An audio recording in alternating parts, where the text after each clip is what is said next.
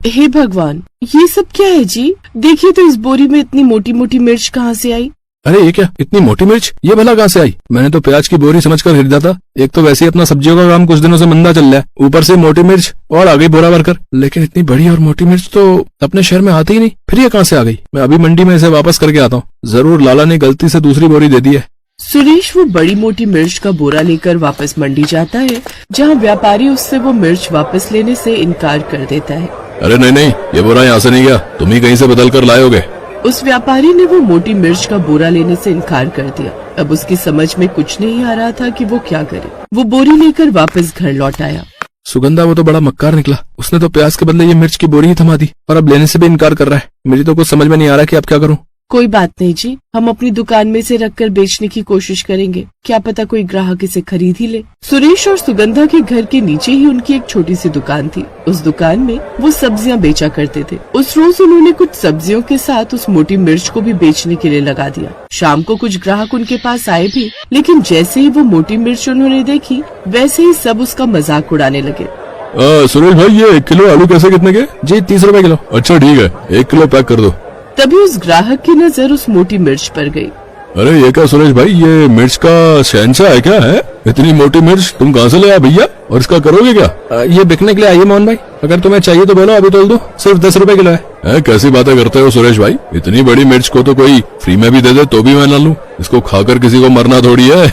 ऐसे ही और भी ग्राहक उनके पास आए। सुगंधा बहन, ये इतनी बड़ी मिर्च कौन से पेड़ पर उगती है? इसे तो देखकर ही मुंह में जलन होने लगी। आज से पहले शहर में ऐसी मिर्च कभी नहीं देखी, ये तुम कहाँ से ले आई? नहीं, ये कोई ऐसी वैसी मिर्च नहीं है, बड़ी खास है। बस यूँ समझ लीजिए कुछ अलग बेचना था, इसलिए गुड्डी के पापा मंडी से इसे भी खरीद लाए। बोलो बहन, तोल दूं 1 किलो, इसका अचार बना लेना। अरे नहीं, इतनी मोटी मिर्च का अचार बनाऊंगी ना तो सुबह सुबह सब बाथरूम में बैठे हुए मिलेंगे, और वो भी मुझे 10 बातें सुनाते हुए। ये कहकर वो औरत भी वहाँ से चली जाती है। क्या करे सुगंधा, ये मोटी मिर्च तो कोई खरीदने को तैयार ही नहीं हो रहा। ऐसे तो ये सारी मिर्च सड़ जाएगी और सब पैसे बर्बाद हो जाएंगे। आप ठीक कह रहे हो, एक तो वैसे ही घर में खाने के लिए बहुत थोड़ा बचा है, और इस तरह से इनको बर्बाद करेंगे तो कितना नुकसान होगा। नहीं, हमें कुछ न कुछ तो सोचना पड़ेगा। हाँ, क्यों न मैं इसमें उबले हुए आलू का मसाला भरकर इसके पकौड़े बनाऊं। यही सोचकर सुगंधा ने बड़ी बड़ी मोटी मिर्चें उठाई और उन्हें अच्छी तरह से पानी में धो दिया। वो ना तो ज्यादा तीखी थी और ना ही फीकी। इसके बाद सुगंधा ने उन्हें बीच से काट कर रख लिया। फिर कई सारे आलू उबाले और उन्हें मीन कर उसके अंदर अजवाइन, हल्दी, नमक, मिर्च आदि मसाले डाल दिए। फिर बेसन में डुबोकर करारे करारे तल दिए। उसकी खुशबू से अब पूरा घर महक उठा। सच में बहू, आज तो अपना घर क्या पूरा मोहल्ला इस खुशबू से महक गया। मैं अभी मंदिर से आ रही थी, जहाँ आस पड़ोस की औरतें अपने घर के बाहर खड़े होकर इस महक को सूंघे जा रही हैं और अच्छी महक आने की बातें कर रही हैं। आप हाथ धोकर आ जाइए, मैं अभी परोसती हूँ। कुछ देर बाद सुगंधा उन्हें मोटी मिर्च के पकौड़े परोसती है। अरे बहू, ये क्या, ये तो मिर्च के पकौड़े। नहीं माँ जी, ये बस दिखने में मोटी मिर्च है, लेकिन ये इतनी तीखी नहीं है, आप खाकर देखिए।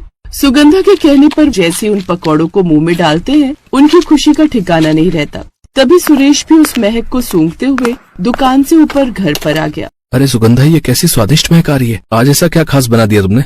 बेटा, बहू ने उस मोटी मिर्च के पकौड़े बनाए हैं, तू खाएगा ना तो उंगलियां भी खा जाएगा अपनी, इतनी अच्छे बने हैं। सुगंधा ने जैसे ही सुरेश को वो पकौड़े परोसे तो सुरेश भी हैरान रह गया। ये तो ऐसा लग रहा है जैसे इससे अच्छी चीज मैंने आज तक नहीं खाई। ये तो कितने स्वादिष्ट बने। अगर सुगंधा, हम सब्जियों की जगह दुकान में सिर्फ ये मिर्च के पकौड़े बेचे ना, तो देखना हमारी कमाई कितनी अच्छी होगी। क्या अभी, अब आप लोग बेकारी मेरी तारीफ करना बंद कीजिए।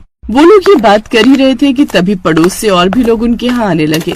अरे गायत्री, आज तेरे घर से बड़ी अच्छी महक आ रही है। सच कहूँ तो मैं खुद को आने से रोक नहीं पाई। बता तो आखिर बहू ने ऐसा क्या खास बनाया है? हाँ, तू 2 मिनट रुक जरा। बहू, उर्मिला बहन के लिए भी वो लेकर आना। सुगंधा उर्मिला को भी वो पकौड़े खाने को देती है, जिसे खाते ही वो भी वही बात कहती है जो सुरेश कह रहा था। उसके पकौड़ों की तारीफ करके वो वहाँ से चली जाती है। देखा बहू, इसका भी कहना वही है। हाँ माँ जी, मैं अभी काम करती हूँ, आस पड़ोस में भी ये मिर्च के पकौड़े बेच कर आती हूँ। क्या पता सबको पसंद आ जाए और ऐसे ही ग्राहक भी बन जाए। और सुनिए, हम कल से ही अपनी दुकान में ये मोटी मिर्च के पकौड़े बनाकर बेचेंगे। अब सुगंधा ऐसा ही करती है।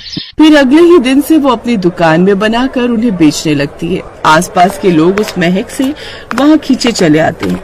सुगंधा बहन, कल जो तुमने ये पकौड़े चखाए थे वो तो हम सबको इतने पसंद आए कि जी चाह रहा था उसी वक्त तुम्हारे घर आकर और मांग लूं। लेकिन ये तुमने अच्छा किया जो दुकान में से बेचने लगी। अब जब हमारा दिल करेगा हम इसे खरीदने आ सकते हैं। हाँ हाँ बिल्कुल बहन, ये तुम्हारी दुकान है। कितने की है एक प्लेट सुगंधा? काकी 40 रुपए। तो फिर तो तू 2 प्लेट मेरे लिए पैक कर दे। इसी तरह और भी ग्राहक उनके पास आने लगे और अब उनकी अच्छी कमाई होने लगी। अब उन्होंने सब्जियों का काम बंद करके पकौड़ों का ही काम शुरू कर दिया, जिससे उन्हें अच्छी खासी कमाई होने लगी। और अब दूर दूर के गांव से भी लोग उनके यहाँ पकौड़े लेने आने लगे।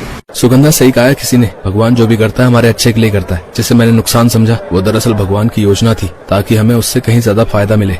बिल्कुल सही कहा जी आपने। कल तक जो हमारी दुकान में रखी मोटी मिर्च का मजाक उड़ा कर जा रहे थे, आज वही उसके बने पकौड़े खाने के लिए लाइन में लगे रहते हैं। तभी सुगंधा को किसी की आवाज आती है, बहू 10 पकौड़े और दे दो, साथ में मीठी चटनी भी। जी काकी, बस अभी पैक कर देती हूँ। सुगंधा और सुरेश एक दूसरे की तरफ मुस्कुरा कर देखते हैं और फिर ग्राहकों को गर्मा गर्म पकौड़े तल कर देते हैं। अब वो दिन के 2 से 3 हजार रुपए आसानी से कमा लेते, जिससे अब उनकी गरीबी दूर होने लगी और अब वो लोग खुशी खुशी रहने लगे। किसी ने सच ही कहा है, भगवान जो भी करते हैं, किसी ने सच ही कहा है, भगवान जो भी करते हैं उसमें हमारी भलाई ही छुपी होती है। भले ये बात तुरंत समझ न आए, पर समय अपने आप सब साफ कर देता है। भरोसा रखिए, भगवान के घर भले ही देर है, लेकिन अंधेर बिल्कुल भी नहीं। वो जब देता है तो छप्पर फाड़ कर देता है।